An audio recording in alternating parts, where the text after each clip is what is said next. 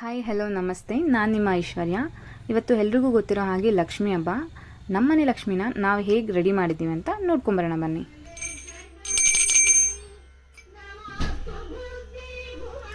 ಈಗ ಹೂವಿನ ಬಟ್ಟಲು ತೊಗೊಂಡಿದ್ದೀವಿ ಪೂಜೆಗೆ, ಹಾಗೆ ದೀಪಸ್ತಂಭ, ಉದ್ದರಣೆ, ಬಟ್ಲುಗಳು,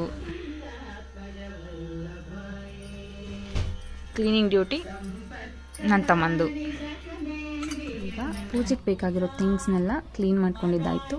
ನೆಕ್ಸ್ಟ್ ಈಗ ಲಕ್ಷ್ಮೀ ಪೂಜೆ ಸ್ಟಾರ್ಟ್ ಮಾಡಬೇಕು. ಇಲ್ಲಿ ನಮ್ಮಪ್ಪ ಮತ್ತು ನಮ್ಮ ಮಮ್ಮಿ ಲಕ್ಷ್ಮೀ ಪೂಜೆನ ಸ್ಟಾರ್ಟ್ ಮಾಡಿದ್ದಾರೆ. ಅವರು ಅರಿಶಿನ, ಕುಂಕುಮ, ಹೂವು, ಔತ್ಕಡ್ಡಿ ಎಲ್ಲ ಇಟ್ಟು ಪೂಜೆ ಮಾಡ್ತಾರೆ.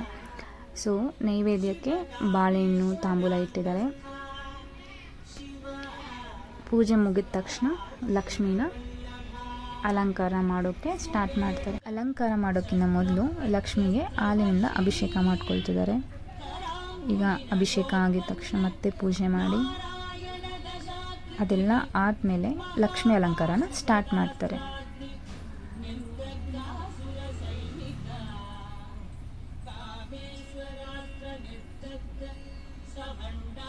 ನಾವು 3 ಲಕ್ಷ್ಮಿನ ಕೂರಿಸ್ತೀವಿ.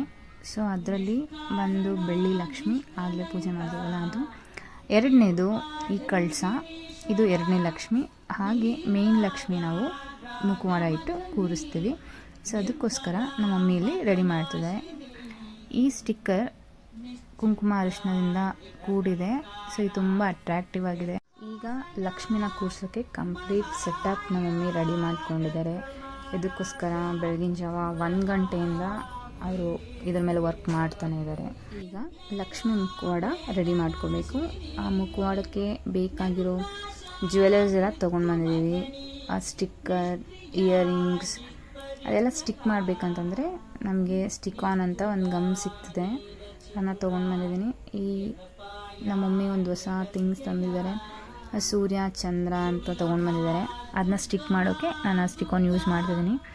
ಅದು ಹಾಕಿ ಕೂರಿಸಿದ್ರೆ ನೀಟಾಗಿ ಕೂತ್ಕೊಳ್ತಿದೆ. ಅದು ನೋಡಿ ಲಕ್ಷ್ಮಿ ಎಷ್ಟು ಚೆನ್ನಾಗಿ ಕಾಣ್ತಿದೆ ಅದರಿಂದ. ಸೊ ಈಗ ಎಲ್ಲ ಸೆಟಪ್ ರೆಡಿ ಆಯಿತು. ಲಕ್ಷ್ಮಿ ಮುಖವಾಡ ನೋಡಿ ಹೇಗೆ ಕಾಣಿಸ್ತಿದ್ದಾಳೆ ನಮ್ಮನೆ ಲಕ್ಷ್ಮಿ. ಅದಕ್ಕೆ ನಾವು ಐಬ್ರೋಸ್ ಎಲ್ಲ ಇಟ್ಟಿದ್ದೀವಿ, ಲಿಪ್ಸ್ಟಿಕ್, ಆಮೇಲೆ ಮುಖ, ಇಯರಿಂಗ್ಸ್ ಎಲ್ಲ ಹಾಕಿದೆ. ಎಕ್ಸ್ಟ್ರಾ ಜ್ಯುವೆಲರ್ಸ್ ಎಲ್ಲ ಹಾಕಿ ಆ ಮುಖವಾಡ ರೆಡಿ ಮಾಡೋದ್ರಿಂದ ಲಕ್ಷ್ಮಿ ಮುಖವಾಡ ಇನ್ನೂ ತುಂಬ ಚೆನ್ನಾಗಿ ಕಾಣುತ್ತೆ. ಈಗ ಮುಖವಾಡ ಎಲ್ಲ ರೆಡಿ ಆಯಿತು. ನಮ್ಮ ಮಮ್ಮಿ ಲಕ್ಷ್ಮಿನ ಕೂರಿಸಿದ್ದಾರೆ. ಸೊ ಇದು ಪ್ರಾಪರಾಗಿ ಇದೆ. ಈಗ ನಮ್ಮನೆ ಮಹಾಲಕ್ಷ್ಮಿ ಆಲ್ಮೋಸ್ಟ್ ರೆಡಿ ಆಗಿದ್ದಾಳೆ. ಇದಕ್ಕೆ ನಾವು ತಂದಿರೋ ಒರಿಜಿನಲ್ ಫ್ಲವರ್ಸ್ ಇಟ್ಟು ಪೂಜೆ ಮಾಡಬೇಕು. ಹಾಗೆ ನಮ್ಮ ಮಮ್ಮಿ ಈಗ ದೇವ್ರ ಮನೇನ ಆರ್ಟಿಫಿಷಿಯಲ್ ಫ್ಲವರ್ಸಿಂದ ಡೆಕೋರೇಟ್ ಮಾಡಿದ್ದಾರೆ. ಔಟರ್ ಲುಕ್ ಚೆನ್ನಾಗಿ ಕಾಣಿಸ್ಲಿ ಅಂತ.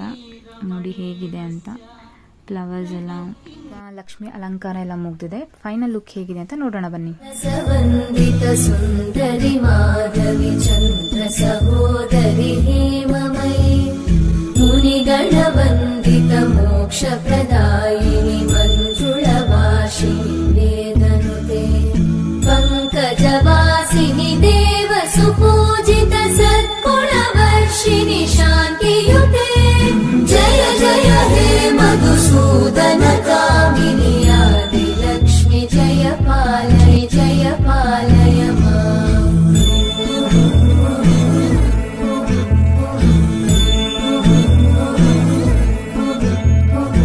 ಐಕಲಿ ಕಲ್ಮಶನಾಶಿನಿ ಕಾಮಿನಿ ವೈದಿಕ ರೂಪಿಣಿ ವೇದ ಸುಮನಸ ವಂದಿತ ಸುಂದರಿ ಮಾಧವಿ ಚಂದ್ರ ಸಹೋದರಿ ಹೇಮಮಯಿ ಮುನಿಗಣ ವಂದಿತ ಮೋಕ್ಷ ಪ್ರದಾಯಿ. ಪೂಜೆ ಎಲ್ಲ ಮುಗಿದ್ರೆ ಊಟ ಸಮಯ.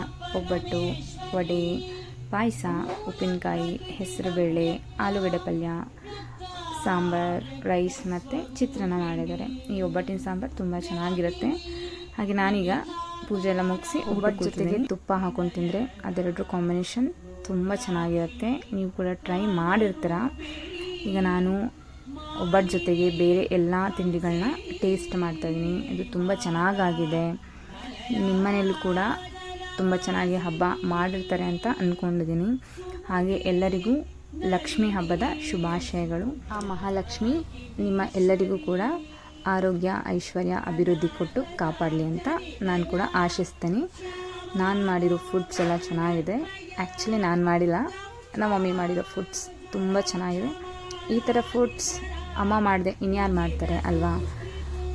ಅದಕ್ಕೆ ಆವಾಗವಾಗ ಹಬ್ಬಗಳನ್ನ ಅಟೆಂಡ್ ಮಾಡಿಲ್ಲ ಅಂತಂದರೆ ಮನೆ ಫುಡ್ ಮಿಸ್ ಆಗ್ತೀರಾ. ಮನೆ ಫುಡ್ ಅಂದರೆ ಅದೆಲ್ಲ ಗುಡ್ ಫುಡ್ಸ್. ಸೊ ಹಬ್ಬಗಳಿಗೆ ಮನೆಗೆ ಹೋಗದೇ ಇದ್ದರೆ ಈ ಥರ ಫುಡ್ಸ್ ನೀವು ಮಿಸ್ ಮಾಡ್ಕೊಳ್ತೀರಾ. ಈ ಥರ ಫುಡ್ಸ್ ನಿಮ್ಗೆ ಔಟ್ಸೈಡ್ ಸಿಕ್ಕರೂ ಕೂಡ ಅದು ನಮ್ಮ ಮನೆ ಫುಡ್ಸ್ ಥರ ಇರಲ್ಲ. ಸೊ ಹಬ್ಬಗಳಿಗೆ ಮನೆಗೆ ವಿಸಿಟ್ ಮಾಡ್ತೀರಿ, ಗುಡ್ ಫುಡ್ ತಿಂತಾಯಿರಿ.